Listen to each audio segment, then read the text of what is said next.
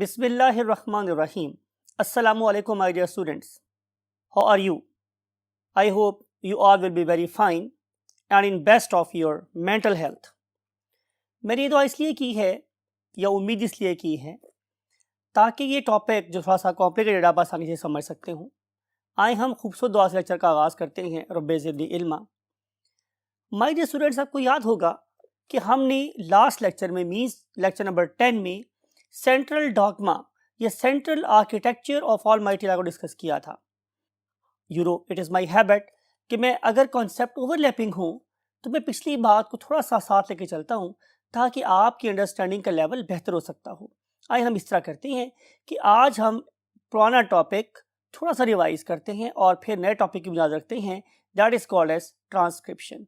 So basically today's topic is transcription. Transcription क्या होती है इसको अंडरस्टैंड करने के लिए let's jump to the whiteboard. Yes my dear students, आपसे बात हुई थी सेंट्रल डॉगमा की, तो क्यों ना पुरानी याद को ताज़ा किया जाए। तो उसमें आपको याद होगा हमने बोला था कि basically we have a master copy and that very master copy is called as DNA. आपको याद होगा मैंने कलर्ड हैवी प्राइस, एक अच्छी प्राइस वाली कलर्ड बुक की को मिसाल दी थी। और हम करते क्या है कि हम इस पर्टिकुलर डीएनए को नमूना उसवा टेम्पलेट के तौर पे लेते हैं और फिर उसके बाद इससे बनाते हैं व्हाट आरएनए। क्या बनाते हैं हमारे स्टूडेंट्स? आरएनए।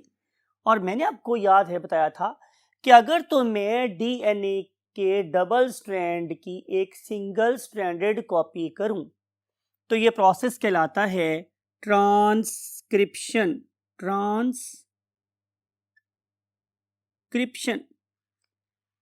ट्रांसक्रिप्ट का मतलब होता है कि हम एक पर्टिकुलर लाइन को, एक पर्टिकुलर स्टेटमेंट को उसी जबान में किसी और अंदाज से लिखें। शायद आप इसे अगर उर्दू की सेंस में समझना चाहें तो शायद हम इसकी सलीस कर रहे हैं, राइट। तो मैंने डीएनए की सलीस की, उसको ट्रांसक्राइब किया या उसको किसी और वे में लिखा, तो फिर क्या बन जाएगा मेरे पास? आरएनए।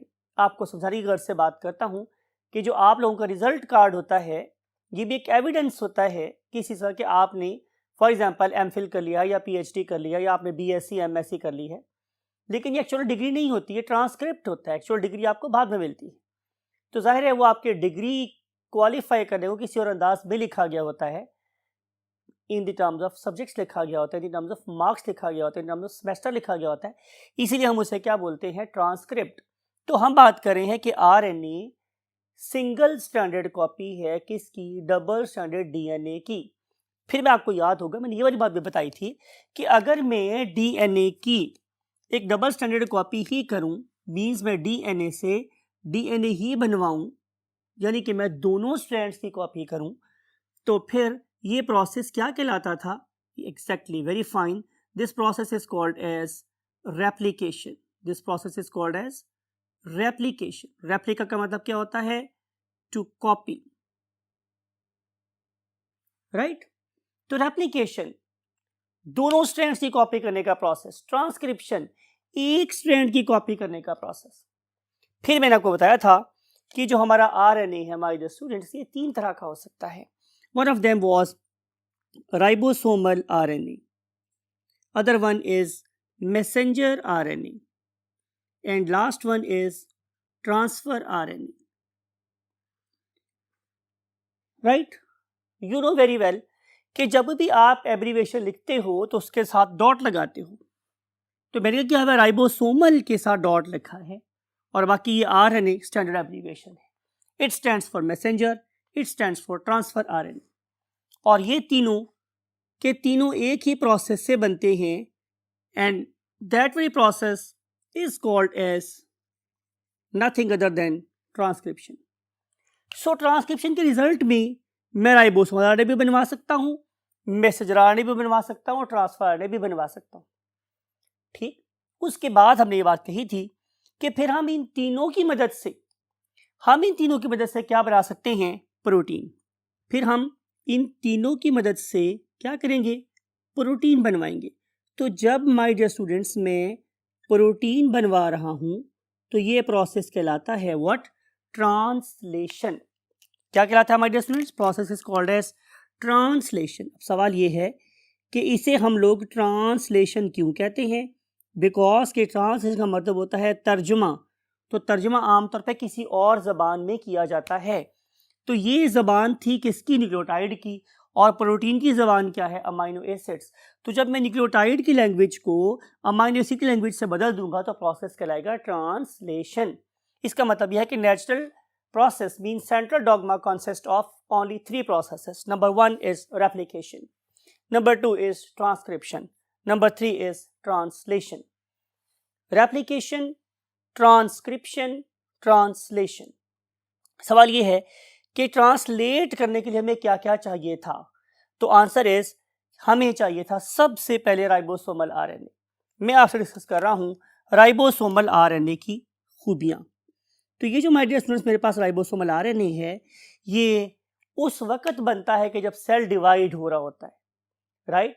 इसकी मिसाल मैं आमतौर पर यूँ देता हूँ, आप ये समझें कि ये आपके घर का किचन है जहाँ पे आपने कुकिंग करनी है, चीज़ नई बनानी है, खाना नया बनाना है।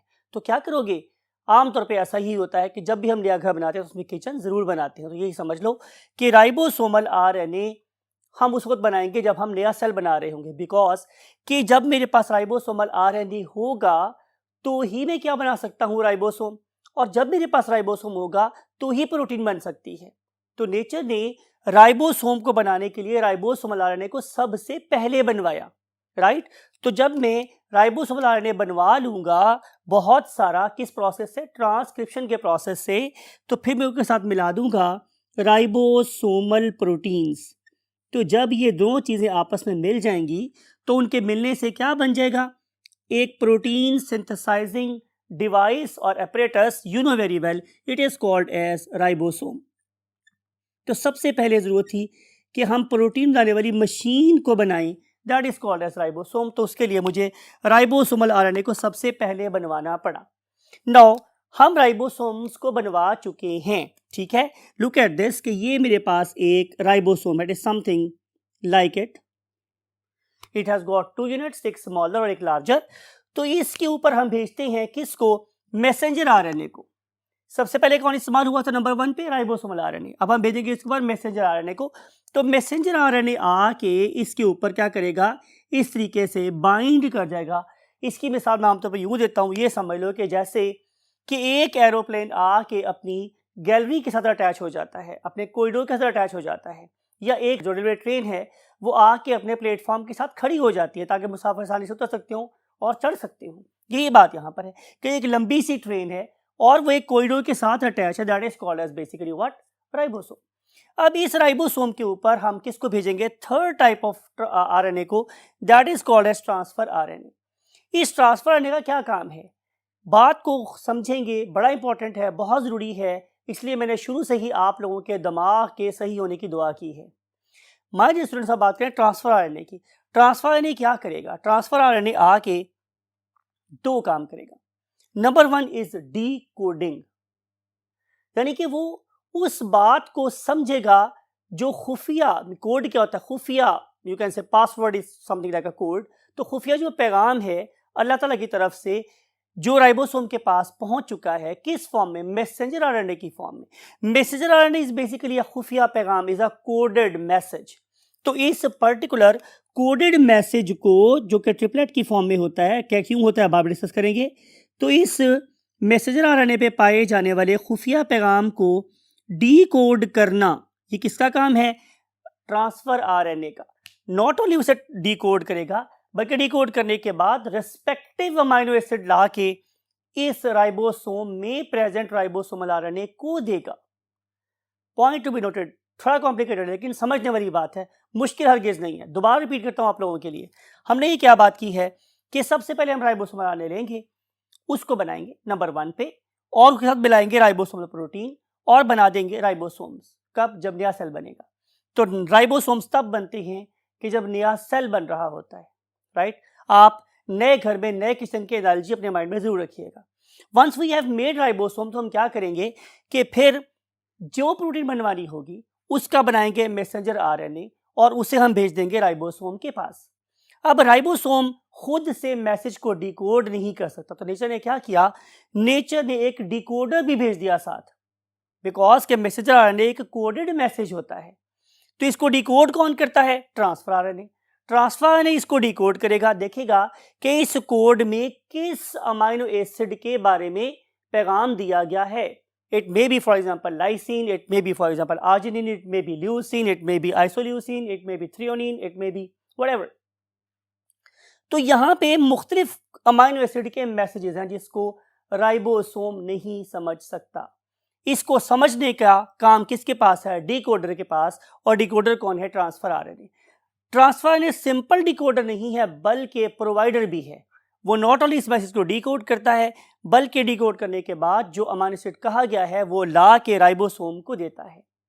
अब राइबोसोम के पास क्या प्रेजेंट है, राइबोसोमल आरएनए, जो बेसिकली इन अमाइनो एसिड को आपस में जोड़ के प्रोटीन तैयार करता है। इसका मतलब यह होगा कि प्रोटीन के अंदर कौन सा अमाइनो एसिड होना चाहिए और कौन सा अमाइनो एसिड सप्लाई करना है, ये दोनों जिम्मेदारियां हमारे इस ट्रांसफर आरएनए की है। और अगर आप इस पर्टिकुलर डायग्राम में ट्रांसफर आरएनए की शक्ल देखें तो पता चलेगा कि its shape is something like a clover leaf. ठीक है, मैं क्लोवर लीफ की हम बात, लौंग के पत्ते की बात कर रहे हैं, इसलिए हम इसे क्लोवर लीफ मॉडल भी बोलते हैं। तो अगर आप इसको देखेंगे तो नजर आएगा कि इसके अंदर दो चीजें बड़ी अहम हैं। उनमें से एक को हम लोग बोलते हैं एंटीकोडोन। अब एंटीकोडोन क्या है, एंटीकोडोन ट्रांसफर आरएनए का वो वाला एंड है जो मैसेंजर आरएनए के साथ आके बाइंड होता है। मैसेंजर आरएनए पे क्या था my dear students, exactly code. तो उसको रीड करने वाला क्या होगा, एंटीकोड। तो एंटीकोडोन बेसिकली कहाँ लाई करता है, ट्रांसफर आरएनए के पास। कोडोन कहाँ लाई करता है, मैसेंजर आरएनए के पास।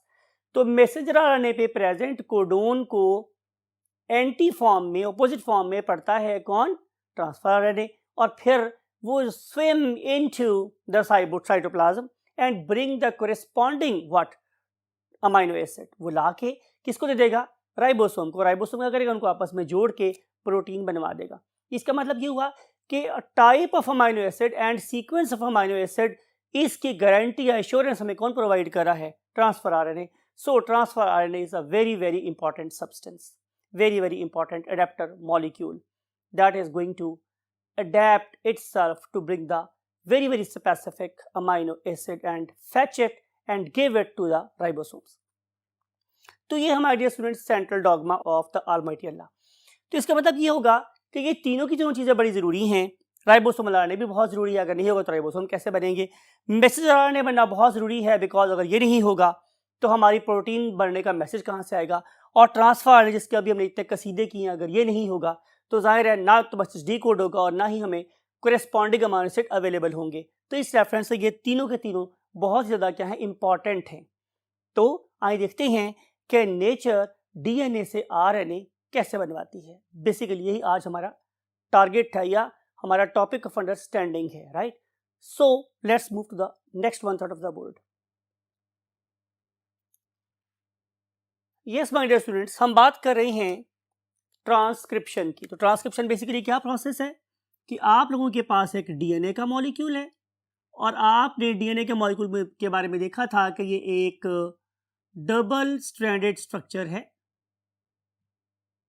It is double stranded structure, ठीक है। तो आप लोगों ने कहना कि हमारे स्टूडेंट्स कि आपने इससे आरएनए बनवाना है। क्या बनाना है हमारे डियर स्टूडेंट्स, आरएनए। और आरएनए हमेशा क्या होता है, सिंगल स्ट्रैंडेड, राइट। तो सवाल ये पैदा होता है माय डियर स्टूडेंट्स कि अगर डीएनए मेरे पास डबल स्ट्रैंडेड है, चले बनाते हैं आप लोगों को अंडरस्टैंड करने के लिए, अंडरस्टैंडिंग अभी डेवलप करने के लिए। फॉर एग्जांपल कि ये मेरे पास एक स्ट्रैंड है, that is 3 bar to 5 bar. I think आप अंडरस्टैंड कर रहे होंगे कि what is meant by 3 bar to 5 bar. इसका मतलब ये है कि इसका OH ऊपर वाली साइड पर है और 5 एंड पे अटैच फॉस्फेट नीचे वाली साइड पर है। और इसके साथ एक और स्ट्रैंड जुड़ा हुआ है, दैट इज समवेयर हियर। और इस पर्टिकुलर स्ट्रैंड का डायरेक्शन क्या है, 5 बार टू 3 बार। पढ़े लिखे बच्चे हैं, कोई मुश्किल नहीं आप लोगों के लिए कि ये दो स्ट्रैंड है डीएनए के जो कि एंटी पैरेलल हैं। मतलब ये कि ये हैं तो पैरेलल लेकिन इनकी डायरेक्शन ओपोजिट है, इसलिए हम बोलते हैं एंटी पैरेलल स्ट्रैंड्स। अब होना क्या है हमारे डियर स्टूडेंट्स कि सबसे पहले हम लोगों ने इन स्ट्रैंड्स को खोल देना है। तो ऐसा करते हैं कि हम इस स्ट्रैंड को खोल देते हैं। तो जब मैं इसे खोलूंगा तो एक स्ट्रैंड मेरे पास ये बन जाएगा और एक स्ट्रैंड मेरे पास ये बन जाएगा, this one.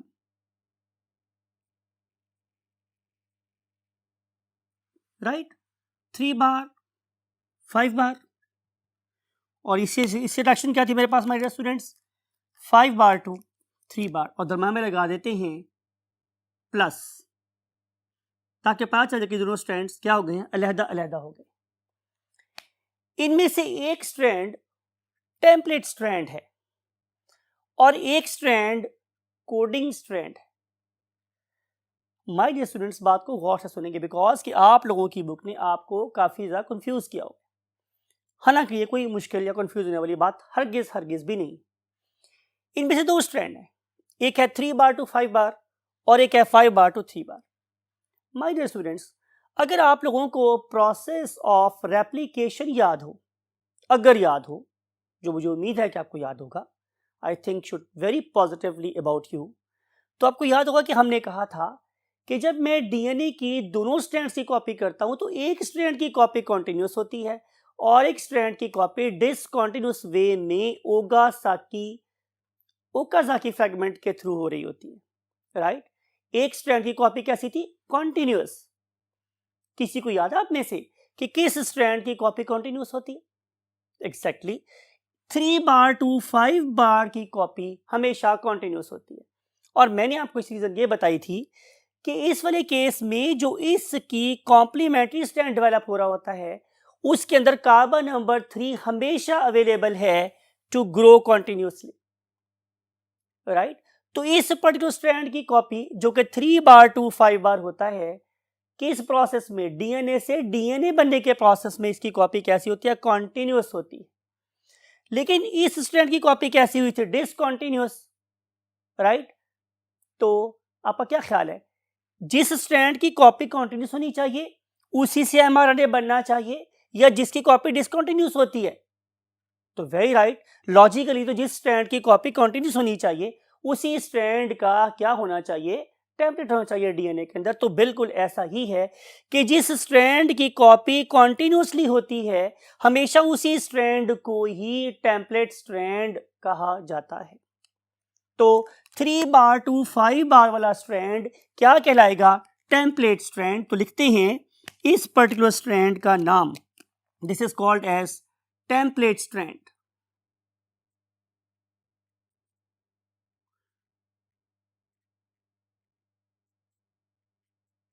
Right, this is called as a template strand. Template strand is called as template strand because कि इसकी कॉपी कॉन्टिन्यूस हो सकती है और इसी के अंदर बेसिकली कोड के ओपोजिट क्या प्रेजेंट है, सीक्वेंस। ये बात बड़ी टर्निंग पॉइंट वाली है, इसलिए आई नीड योर अटेंशन कि टेम्पलेट स्ट्रैंड में एक्चुअली जीन के ओपोजिट क्या प्रेजेंट है, न्यूक्लियोटाइड्स। ठीक है, यू नो, चलिए आप ये लिखते हैं ताकि आपको बात समझ आ जाए। फॉर एग्जांपल कि आपको याद है कि हम यूं लिखते हैं कि यहाँ ए टी जी ए जी और सी के sequences. It is just arbitrary, मैंने वैसे सिलेक्ट कर लिया, इसमें कोई सीक्वेंस नहीं है, मैंने वैसे लिख दी है। तो माय डियर स्टूडेंट्स आपको याद होगा कि इसके ऑपोजिट यहां पे क्या होगा, जाहिर है यहां पे टी होगा, यहां पर ए होगा, यहां पर टी होगा, यहां पर ए होगा, यहां पर सी होगा, यहां पर टी होगा, यहां पर ए होगा, यहां पर टी होगा, राइट, यहां पर सी होगा और यहां पे जी होगा। राइट, इस स्ट्रैंड की opposite, this particular strand, it is the actual gene. it is the actual code of the information. Therefore this strand is called as coding strand. This is called as what? Coding strand. In fact जो चीज हमने बनवानी है वो यहां present, लेकिन इसकी copy continuous नहीं हो सकती, लिहाजा हम इसकी कॉपी करते भी नहीं, और कॉपी करेंगे तो कॉपी इस जैसी बनेगी, और जब कॉपी जैसी बनेगी तो सीक्वेंस ही क्या हो जाएगा? डिफरेंट हो जाएगा, तो उससे बनने वाली प्रोटीन भी क्या होगी? डिफरेंट होगी। इसलिए हम लोग कोडिंग स्ट्रैंड की कॉपी नहीं करते, बल्कि एक नॉन सेंस वे में एंटी सेंस स्ट्रैंड की कॉपी करते, राइट? कोडिंग, इनफैक्ट कोडिंग ये है, लेकिन हम उसके ओपोजिट स्ट्रैंड की कॉपी कर रहे हैं, इसलिए बोलते हैं एंटी सेंस स्ट्रैंड। सेंस बनती तो नहीं है, राइट? लेकिन ये बहुत ज्यादा लॉजिकल और सेंसिबल बात है कि अगर मैं इस स्ट्रैंड की कॉपी करूंगा तो एग्जैक्ट जेनेटिक कोड बनेगा किसका? मैसेंजर आरएनए का। तो मैसेंजर आरएनए का कोड वही होगा जो एक्चुअली हमारे कोडिंग स्ट्रैंड का सीक्वेंस है। इसलिए मैं दोबारा बोल रहा हूं, आखिरी दफा आपके लिए रिपीट कर रहा हूं कि ये बात बहुत इंपॉर्टेंट है कि हम लोग हमेशा 3 बार टू 5 बार स्ट्रैंड को टेम्पलेट स्ट्रैंड बोलते हैं, बिकॉज कि हम इस स्ट्रैंड को कॉन्टिन्यूसली कॉपी कर सकते हैं। दूसरी बात है, अल्लाह रब्बुल इज्जत ने क्या कैरेक्टर की हुई है कि इनफैक्ट कोड इसके अंदर नहीं रखा हुआ, कोड इसके ओपोजिट स्ट्रैंड में रखा है, इसीलिए हम इसे कोडिंग स्ट्रैंड बोलते हैं। फिर तीसरी बात हमारे पास ये है कि जब मैं टेम्पलेट स्ट्रैंड से मैसेंजर आरएनए बनवाऊंगा तो उसके अंदर जेनेटिक इंफॉर्मेशन बिल्कुल वैसी ही होगी जैसी कि हमारे इस कोडेड डीएनए के अंदर है। देयरफॉर मैसेंजर आरएनए हमेशा टेम्पलेट स्ट्रैंड का होता है, कोडिंग स्ट्रैंड का नहीं होता, कोडिंग स्ट्रैंड जैसा होता है। But still there is a difference, जो आप लोगों को पहले से पता है कि आरएनए में और डीएनए में बेसिक फर्क क्या था। 2 फर्क थे, आपको याद होगा कि हमारे डीएनए में जो राइबोज शुगर्स थी वो क्या थी? डीऑक्सीराइबोज शुगर, लेकिन आरएनए में होती है राइबोज शुगर। पढ़ाया हुआ है बहुत दफा, चैप्टर नंबर 2 याद करें। अब हम बात करें हैं अगली कि अगर मैंने इस पर्टिकुलर टेम्पलेट स्ट्रैंड को कॉपी करके एक कोडिंग स्ट्रैंड जैसा क्या बनाया, मैसेंजर आरएनए या ट्रांसफर आरएनए या राइबोसोम आरएनए, तो इसके सीक्वेंसेस बिल्कुल इस जैसे होंगे एक्सेप्ट वन थिंग। आपको याद है लास्ट टाइम डिस्कस किया था, फिर दोबारा इन्फोर्स करता था ताकि आपको बात समझ आ जाए कि जो था हमारा डीएनए था उसमें क्या था? ATGC, adenine, thymine, guanine, cytosine. If you want to see me you can come at GC, right? और जहां तक बात थी आप लोगों के किसकी बात स्टूडेंट्स? आरएनए की। तो आरएनए के अंदर आपको याद है कि एडेनिन तो होता है, गुआनिन होता है, साइटोसिन होता है, लेकिन थाइमिन की जगह पे यूरासिल आ जाता है। पढ़े लिखे बच्चे हैं, पता है आप लोगों को कि हमारे आरएनए में एडेनिन इज एब्सेंट, हमारे आरएनए में यूरासिल इज प्रेजेंट। तो फिर जब मैं इस स्ट्रैंड की कॉपी करूंगा तो यहां पे क्या बनेगा? यहां पे चल यहां लिखते हैं ताकि आपको समझ आ जाए। यहां पे बनेगी एक कॉपी। ये कॉपी मैंने डेलिबरेटली ब्लू से बनाई है ताकि मैंने यहां पे आरएनए भी ब्लू से लिखा हुआ था। There should be a correlation between the flow of knowledge. तो इस ए के मुकाबले में क्या टी लिखूं? अगर मैंने माय डियर स्टूडेंट्स यहां पे आरएनए बनाना हो तो क्या ख्याल है, मैं इस ए के मुकाबले पे टी लिखूं? क्या आरएनए में टी होता है? तो आंसर इज नो। तो फिर ए के मुकाबले पे क्या आएगा? You, right? टी के मुकाबले पे क्या आएगा? ए के मुकाबले पे आएगा यू, टी के मुकाबले पे आएगा ए, जी के मुकाबले पे सी, ए के मुकाबले पे यू, टी के मुकाबले पे ए के मुकाबले पे यू, जी के मुकाबले पे सी और सी के मुकाबले पे जी। बात समझ आई?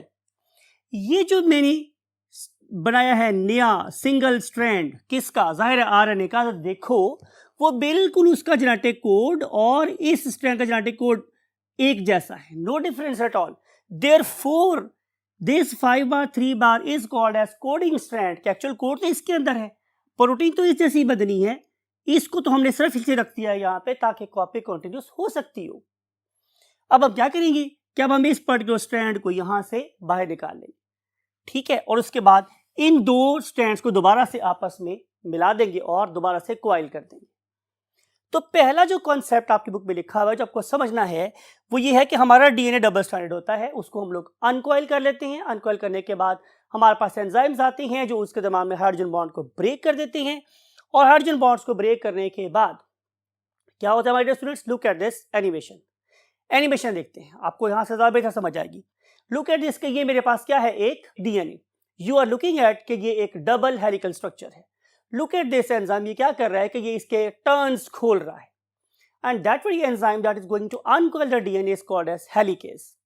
ठीक है, टर्न खोलने के बाद ये बन गया मेरे पास ladder model of DNA that is called as a primary structure of DNA. अब यहाँ पे एंजाइम आएंगे एंडोन्यूक्लियसेस, और वो क्या करेंगे कि वो इन पर्टिकुलर डबल बॉन्ड्स को और ट्रिपल बॉन्ड को क्या करेंगे, खोल दे, कट कर देंगे। जब ये सारे कट हो जाएंगे तो अब antisense strand also known as template strand और हमारा कोडिंग स्ट्रैंड ये क्या हो जाएंगे, सेपरेट सेपरेट हो जाएंगे। Look at this very animation. ठीक है, उसके बाद मेरे पास एक स्ट्रैंड ऐसा जिसका नाम क्या है 3 बार टू 5 बार। ये क्या है, टेम्पलेट स्ट्रैंड, बिकॉज इसकी मैंने कॉपी करनी है। इसका दूसरा स्ट्रैंड कौन सा है, कोडिंग स्ट्रैंड, बिकॉज कि इसके अंदर एक्चुअल कोड मौजूद है जैसा कि मैसेंजर आरएनए में होना चाहिए। ठीक है मेरे स्टूडेंट्स, तो हम क्या कर रहे हैं कि देखिए हम 3 बार 5 बार की कॉपी कर रहे हैं, लेकिन आप जरा साथ साथ पड़ी हुई बेसिस को देखें तो आपको नजर आएगा कि except you there is no difference between the messenger RNA and coding strand. उसके बाद क्या करेंगे, हम इसको यहां से बाहर निकाल लेंगे और ये बन जाएगा हमारा आरएनए। तो डिड्यूस हमने ये किया कि हमेशा 3 बार टू 5 बार की कॉपी होती है, लेकिन एक्चुअली ये किस जैसी होती है, एग्जैक्टली 5 बार 3 बार जैसी होती है। Therefore 3 bar 5 bar is called as template strand and 5 bar 3 bar is called as coding strand. इतनी दफा रिपीट होने के बाद तो आपको ये बात अजबर हो जानी चाहिए। राइट माय डियर स्टूडेंट्स, अब हम चलते हैं आगे, देखते हैं कि हमारे इस बुक में और क्या क्या इंफॉर्मेशन गिवन है। इसके लिए मूव करते हैं last part of the board पे। यस माय डियर स्टूडेंट्स, अगर हम पहला कॉन्सेप्ट अंडरस्टैंड कर गए हैं कि basically what is replication, copying of DNA to DNA, what is transcription, copying DNA to RNA, and second concept was कि हमारे हमेशा टेम्पलेट स्ट्रैंड की कॉपी होती है that is also known as antisense strand, और हम कॉपी कोडिंग स्ट्रैंड जैसी करते हैं। राइट, और मैंने आपको बोला था कि कोडिंग स्ट्रैंड का डीएनए और मैसेंजर आरएनए का डीएनए बिल्कुल एक जैसा होता है, एक्सेप्ट कि हमारे आरएनए में यू इस्तेमाल होता है और डीएनए में टी इस्तेमाल हुआ था। राइट, अब आपको ये वाली बात भी याद है कि हमारे पास ऑर्गेनिज्म 2 टाइप्स के हो सकते हैं। आइए हम उन ऑर्गेनिज्म की बात करते हैं। पहले टाइप का ऑर्गेनिज्म होता है that is called as prokaryote. Prokaryote, क्या आप प्रोकैरियोट हैं? तो आप कहेंगे नहीं सर, हम तो यूकैरियोट हैं। पूछूंगा क्यों, तो आप बोलेंगे सर आपने ही तो बताया था यू मीन्स मॉडर्न, हम तो मॉडर्न हैं। राइट, तो हम क्या हैं, eukaryotes. All organism except viruses and bacteria are eukaryotes. They have got a definite nucleus, लेकिन जो प्रोकैरियोट है don't have any sort of nucleus. आपको याद होगा कि मैंने प्रोकैरियोट के बारे में बताया था कि उनके पास एक खास रीजन है जिसे हम बोलते हैं न्यूक्लियोइड रीजन। तो उस न्यूक्लियोइड रीजन में बनता है 3 किस्म का आरएनए, जाहिर है मैसेंजर, ट्रांसफर, राइबोसोमल। ठीक है, तीनों किस्म का आरएनए बनता है न्यूक्लियोइड रीजन के अंदर। मोस्ट इंपॉर्टेंट बात यह है कि इन प्रोकैरियोट में there is only one RNA polymerase. There is only one, it is important, there is only one RNA polymerase, and this particular RNA polymerase is going to synthesize all 3 types of RNAs, means ribosomal RNA, then transfer RNA and then messenger RNA. तो तीनों किस्म के RNA एक ही polymerase बनवाता है, किसमें, prokaryote में। लेकिन यूकैरियोट में ऐसा नहीं होता। What happens in case of eukaryotes? What happens in case of eukaryotes? Eukaryotes के केस में ये होता है हमारे स्टूडेंट्स कि हमारे पास 3 डिफरेंट आरएनए के लिए 3 डिफरेंट पॉलीमरेजेस हैं। सबसे पहले आता है पॉलीमरेज 1,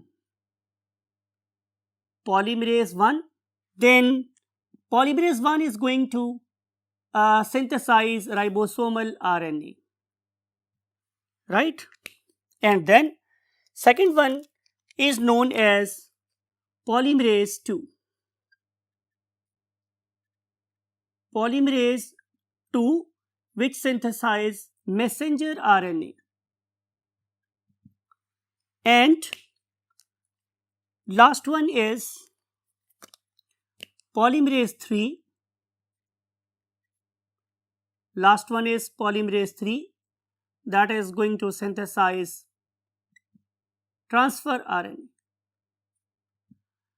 तो यूकैरियोट्स में 3 डिफरेंट किस्म के पॉलीमरेजेस हैं, लेकिन प्रोकैरियोट में सिर्फ एक किस्म का पॉलीमरेज ही तीनों किस्म के आरएनए बनवाता है। राइट माय डियर स्टूडेंट्स, अब हम देखते हैं कि बेसिकली ये प्रोसेस होता कैसे है। दोबारा से वही एनिमेशन देखते हैं कि सबसे पहले हमारे पास क्या होता है, डबल स्ट्रैंडेड डीएनए। इस डबल स्ट्रैंडेड डीएनए के साथ आके क्या करेगा, कोरेस्पॉन्डिंग आरएनए पॉलीमरेज अटैच होगा। अगर ये प्रोकैरियोट है तो एक ही, और अगर यूकैरियोट हुआ तो may be polymerase 1, may be polymerase 2, may be RNA polymerase 3, कोई भी हो सकता है। सवाल ये है कि इस पर्टिकुलर डीएनए के ऊपर अगर आके आरएनए अटैच होना है, आरएनए पॉलीमरेज से अटैच होना है, तो उसे कैसे पता चले कि मैंने कहाँ के बाइंड करना है। तो माय डियर स्टूडेंट्स, अल्लाह रब्बुल इज्जत ने क्या किया हुआ है, बहुत खूबसूरत इंजीनियरिंग की हुई है। क्या कि इस पर्टिकुलर डीएनए के ऊपर खास अट्रैक्टिव सेंटर्स बना दिए, centre of attraction for RNA polymerase 1, 2, 3 और simple single RNA polymerase of the DNA of prokaryote, sorry, right. तो बात ये हो रही है कि इस पर्टिकुलर सीक्वेंस को हम क्या कहते हैं, इसको हम नाम देते हैं कंजर्व्ड सीक्वेंसेस। ये कंजर्व्ड सीक्वेंस कभी चेंज नहीं होते, और आरएनए पॉलीमरेजेस हमेशा इन्हीं सीक्वेंसेस को ढूंढते हैं किसके ऊपर, डीएनए के ऊपर। जब उन्हें वो सीक्वेंस मिल जाते हैं तो वो आके उनके साथ बाइंड कर लेते हैं। ये वाले सीक्वेंसेस कहाँ पाए जाते हैं, इसको अंडरस्टैंड करने के लिए बोर्ड पे देखें क्या होता है। लुक एट दिस कि ये मेरे पास एक डीएनए का स्ट्रैंड है, राइट। इस स्ट्रैंड के मैंने क्या किया है कि मैंने 3 हिस्से बना दिए। आपको समझाने के लिए मैंने क्या किया स्टूडेंट्स, 3 हिस्से बना दिए। एक, look at this, 2 and look at this 3, 3 हिस्से बना दिए। ये वो पॉइंट है that is called as 0 point. ये 0 पॉइंट है, 0, राइट। यहां से एक्चुअली हमारी जीन की कोडिंग स्टार्ट हो जाती है और यहां पे आके खत्म हो जाती है। से हम इसे नाम देते हैं 100, से हम इसे नाम देते हैं 100। तो 0 न्यूक्लियोटाइड से लेकर 100 न्यूक्लियोटाइड तक का जो सीक्वेंस है मेरे पास, ये किसका है, ये इनफैक्ट जीन है, that is the actual gene, right. It may be the structural gene, it may be the functional gene, बाहर इट इज द जीन। इस जीन का जो पहले वाला पार्ट होता है इसे हम बोलते हैं डाउनस्ट्रीम। क्या बोलते हैं हम इसे, डाउनस्ट्रीम। तो इस पर्टिकुलर डाउनस्ट्रीम एरिया में पाया जाता है क्या, खास सीक्वेंस। बात को गौर से सुने, समझने वाली बात कि भाई अगर 0 के मैं इधर मूव करूंगा तो मैथमेटिक्स क्या बोलता है, हम उसे माइनस में शो कर रहे होते हैं। यू नो कि somewhere here is -10, somewhere here is -20, somewhere here is -30, somewhere here is -40, blah blah blah, ऐसे हम चल रहे हैं। तो as we move away from 0 तो वैल्यू बढ़ती जाती है, तो -10, -20, -30, -40, -50 आगे आगे चलते। तो इस पर्टिकुलर जोन को हम कहते हैं क्या है, डाउन स्ट्रीम। तो जहां से जीन स्टार्ट हो गया that is called as upstream. इस पर्टिकुलर डायग्राम को देख के आपको एक और अंदाजा हो रहा है कि हम इस पर्टिकुलर प्रोसेस को 3 स्टेप्स में पढ़ना चाहते हैं। ये पहला स्टेप है जिसमें हम लोगों ने रेप्लिकेशन की बेस बनानी है, that is called as initiation, then elongation and then termination. यानी कि हम रेप्लिकेशन को भी 3 प्रोसेस में डिवाइड कर रहे हैं, सॉरी ट्रांसक्रिप्शन को भी 3 स्टेप्स में डिवाइड कर रहे हैं। Number one is initiation, number 2 is elongation and number 3 is termination. लिख देते हैं ताकि आप भूले नहीं। इस वाले जीन से, इस वाले पार्ट से हमें करवानी है क्या, इख्तिताम, that is called as termination, right? और इस वाले पार्ट पे हम लोगों ने क्या करवानी है, elongation, elongation, और इस वाले पार्ट से हमने क्या करवानी है, इनिशिएशन,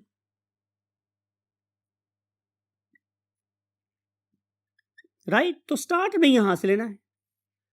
स्टार्ट कैसे लेंगे कि जब मैं इस पर्टिकुलर डीएनए के साथ ला के अपने आरएनए पॉलीमरेज को बाइंड करवाऊंगा। This very structure is basically a very large molecule of what RNA polymerase. ये आरएनए पॉलीमरेज है जिसने आके हमारे डीएनए के साथ बाइंड करना है। तो बाइंड करने के लिए इस पर्टिकुलर रीजन में खास सीक्वेंसेस हैं, कंजर्व्ड सीक्वेंसेस हैं, जिन्हें हम लोग क्या बोलते हैं, प्रोमोटर ऑपरेटर एरियाज। इन पर्टिकुलर प्रोमोटर ऑपरेटर एरियाज में कंजर्व्ड सीक्वेंसेस प्रेजेंट हैं। For example, one of them is called as TT GACA and other one is TAT,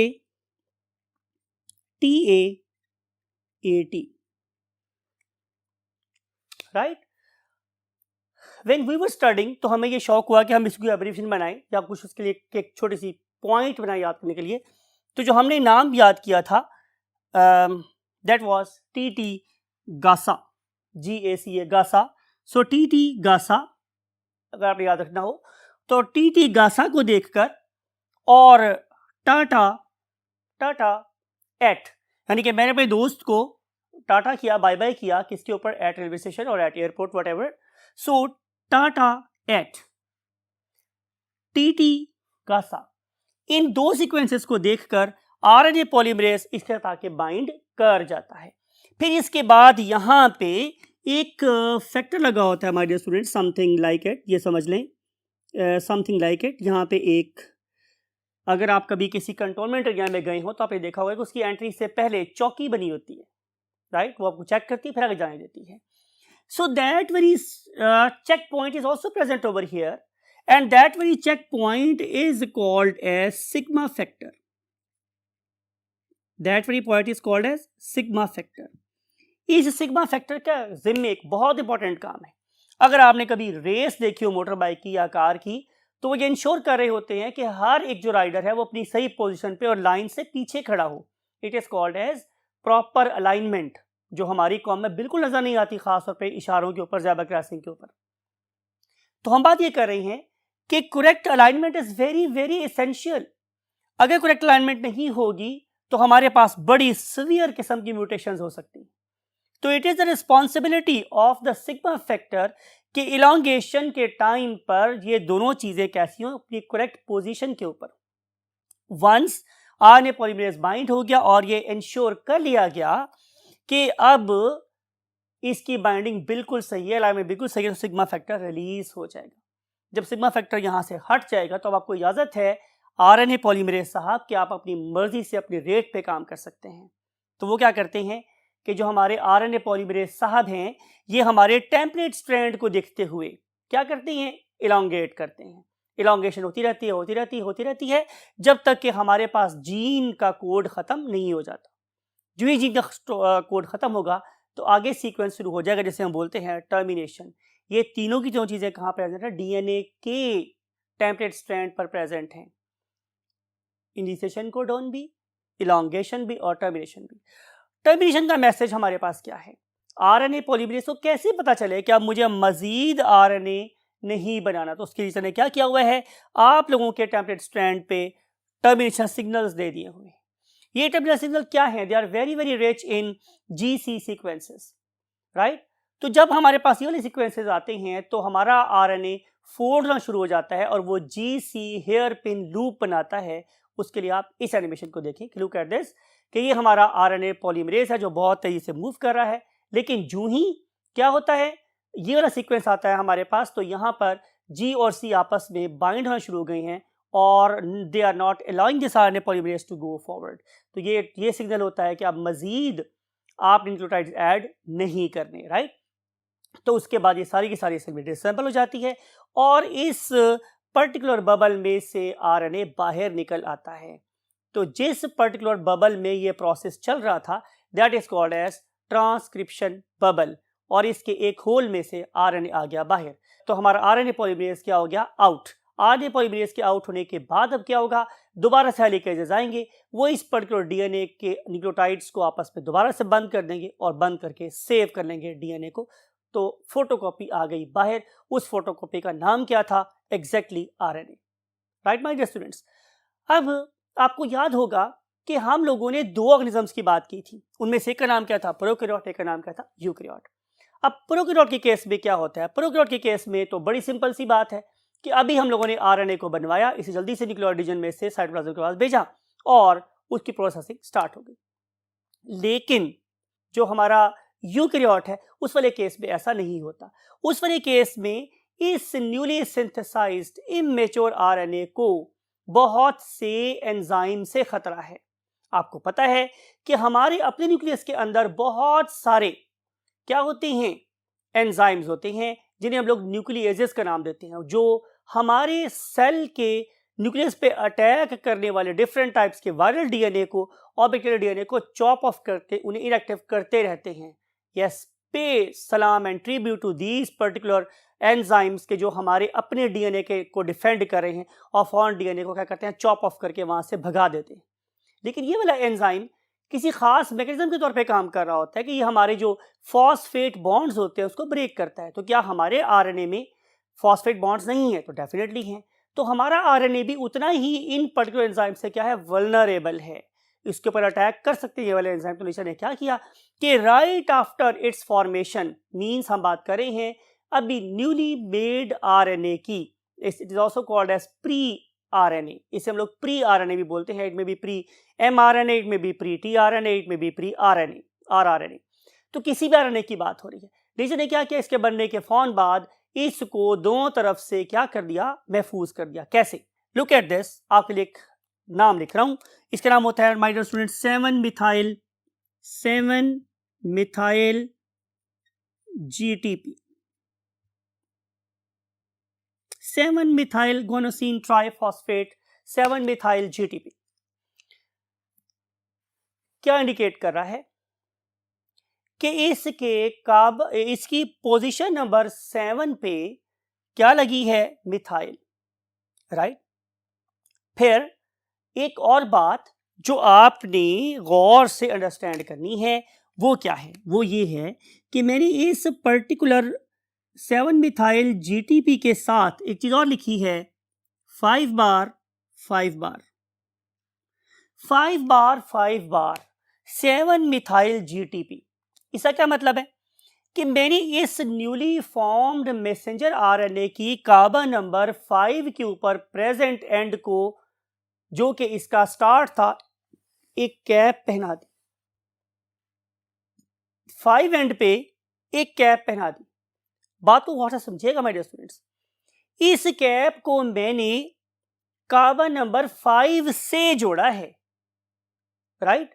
तो इसके 5 एंड पर एक 5 एंड जुड़ा हुआ 7-मिथाइल जीटीपी अटैच हो जाता है। That is protecting it from its 5 and. और अगर मैं बात करूं इसके तीसरे वाले एंड की, मींस 3 एंड की, तो यहां पे ऐड होती है एक poly A tail. Whenever we use a term poly A tail, तो उसका मतलब ये है कि यहाँ पे बहुत सारे एडिनिन न्यूक्लियोटाइड्स ऐड होते हैं कॉन्टिन्यूसली। राइट। और ये जो मेरे पास कॉन्टिन्यूसली ऐड होने वाले पॉली ए टेल है, ये ऊपर क्या कहते हैं, कॉइल करके इसको उसकी टेल वाले एंड से प्रोटेक्शन प्रोवाइड करते हैं। सो इस तरीके से ये फोल्ड होके अपर एंड से 7-मिथाइल जीटीपी कैप से और नीचे वाली साइड से पॉली ए टेल से क्या हो जाता है? महफूज हो जाता है। अब इवन हमारे अपने क्या कहते हैं एंडोन्यूक्लियेजेस, वो भी इसको चॉप ऑफ नहीं कर सकते और ये बिल्कुल कंसील्ड फॉर्म में हमारी न्यूक्लियर पोर में से बाहर निकलेगा और फिर जाके कहाँ? हमारे साइटोप्लाज्म में राइबोसोम के पास पहुंचते ही ये क्या हो जाएगा? अनवाइंड हो जाएगा और अटैच हो जाएगा with of course ribosomal RNA of the ribosome. So this is the story, this is the all thing regarding the formation of different types of RNAs and the procedures involved, and of course the modification involved, how we can convert a pre-RNA into the mature RNA, right? So that's it with this topic. I hope कि अगर हम इस process को जल्दी से wind up करना चाहें तो हम एक दफ़ा फिर से रिव्यू देते हैं और इस पर्पस के लिए हम बोर्ड 1 पे मूव करते हैं। यस माय डियर स्टूडेंट्स, बात हो रही थी आप लोगों के साथ कि हम डीएनए की कॉपी कर सकते हैं। डीएनए के अंदर प्रोसेस कॉल्ड एप्लीकेशन, लेकिन आज का हमारा टॉपिक था ट्रांसक्रिप्शन। तो उसमें हमने क्या करना है, हमें डबल स्ट्रैंडेड डीएनए को सिंगल स्ट्रैंडेड आरएनए से कॉपी करना है। डेफिनेटली हम ट्रांसक्रिप्शन की बात कर रहे हैं। और अगर ये तीनों किस्म के मेरे पास क्या होंगे, आरएनए, तो ही मैं बना सकता हूँ प्रोटीन। और अगर मैं प्रोटीन बनवाऊंगा तो जाहिर है लैंग्वेज चेंज हो जाएगी, प्रोसेस कहलाएगा translation, because protein consist of amino acids. तो उस पर्पस के लिए मुझे चाहिए 3 किस्म के RNA, ribosomal RNA, messenger RNA और ट्रांसफर आरएनए। और इन तीनों किस्म के आरएनए का आपस में मिल के काम करना जरूरी है to make the correct proteins, ठीक है। और इस पर्पस के लिए जब मैं आरएनए डीएनए से आरएनए बनवाना चाहता हूं तो हमारे साथ क्या होता है, इसके लिए हम we have to go to the second board. तो क्या होता है मेरे साथ कि हमारे डीएनए के 2 स्ट्रैंड थे, one of them is called as 3 bar to 5 bar, other one is called as 5 bar to 3 bar. तो मैंने आपको बोला था कि हमारे पास सबसे पहले एंजाइम आएंगे जिससे कॉइल को खोल देंगे, इसके डबल और ट्रिपल बॉन्ड्स को ब्रेक कर देंगे, तो ये वाला जो डीएनए था वो मॉलिक्यूल खुल जाएगा इस स्ट्रैंड में और इस स्ट्रैंड में। तो मैंने आपको बताया था कि हमारे इस पर्टिकुलर स्ट्रैंड को हम बोलते हैं टेम्पलेट स्ट्रैंड, और इसको हम इसलिए कॉपी करते हैं बिकॉज किसी कॉपी कॉन्टिन्यूस हो सकती है, और दूसरे को हम बोलते हैं कोडिंग स्ट्रैंड बिकॉज कि इनफैक्ट मैसेंजर आरएनए के अंदर वही पैगाम होना चाहिए जो कोडिंग स्ट्रैंड के अंदर है। तो हम टेम्पलेट स्ट्रैंड का एग्जैक्ट रेप्लिका बनाते हैं कोडिंग स्ट्रैंड जैसा, एक्सेप्ट कि आपको याद है कि हमारे डीएनए में ए टी जी सी तीनों थी, लेकिन हमारे आरएनए में ए यू जी सी था। इसका मतलब है थाइमिन नहीं होता बल्कि यूरासिल होता है। तो अगर आप देखें तो आप लोगों के कोडिंग स्ट्रैंड का सीक्वेंस और आरएनए का सीक्वेंस बिल्कुल एक जैसा है, एक्सेप्ट वन थिंग कि टी की जगह पे यू लगा हुआ होता है। Once we have done this thing तो we have got what the RNA, right. I hope कि आपको इन सारी बातों के बाद अंडरस्टैंडिंग हो गई होगी कि हम आरएनए किस स्ट्रैंड का बनाते हैं। इसके बाद क्या होगा कि हम देखेंगे कि बेसिकली ये सिंथेसिस होती कैसी है, तो उसके लिए मूव करना पड़ेगा last part of the board पे।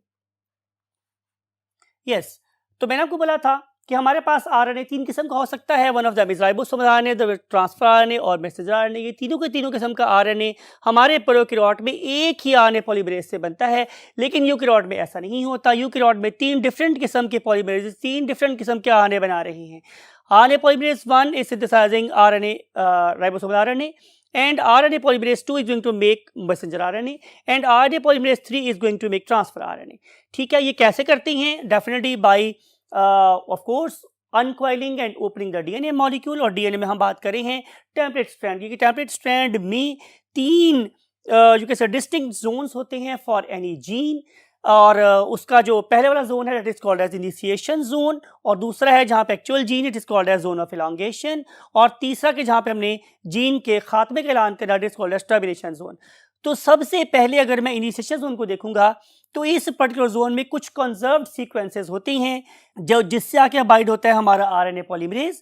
और आरएनए पॉलीमरेज क्या करेगा कि वो प्रोकैरियोट में यूकैरियोट में डिफरेंट पोजीशंस के ऊपर present conserved sequences like TTG-ACA और TATA-AT, मैंने आपको बताया था टिप आप कैसे याद कर सकते हैं। इन सीक्वेंसेस को फाइंड करता है कि वो -10 -35 पे कहाँ लोकेट करें। I think you understand what is meant bye -10 और व्हाट इज मेंट बाय -35, इन पे ये सीक्वेंसेस होती हैं।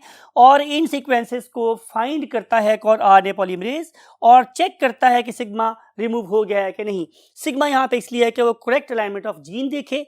वंस इट इज रिमूव तो आरएनए पॉलीमरेज मूव करता है, इलोंगेट करता है, और इलोंगेट करते हुए कहाँ जाता है, लास्ट यूक्लियोटाइड ऑफ जीन के ऊपर, और फिर शुरू हो जाते हैं हमारे टर्मिनेशन सिग्नल्स। तो जो ही टर्मिनेशन सिग्नल्स आते हैं तो हमारे डीएनए के हमारे आरएनए की सिंथेसिस खत्म हो जाती है, और जाहिर है हमारा आरएनए उस ट्रांसक्रिप्शन बबल में से बाहर निकल आता है। फिर मैंने आपसे बात ये की थी कि जो हमारा प्रोकैरियोट है उसके अंदर तो कोई प्रॉब्लम नहीं है, ये आरएनए वैसे ही बाहर आ जाता है और अपना काम करना शुरू कर देता है। लेकिन यूकैरियोट्स में हमें इसके 5 एंड के ऊपर 7 मिथाइल GTP कैप लगानी पड़ती है, और इसके एंड पर एक पॉली ए टेल लगानी पड़ती है।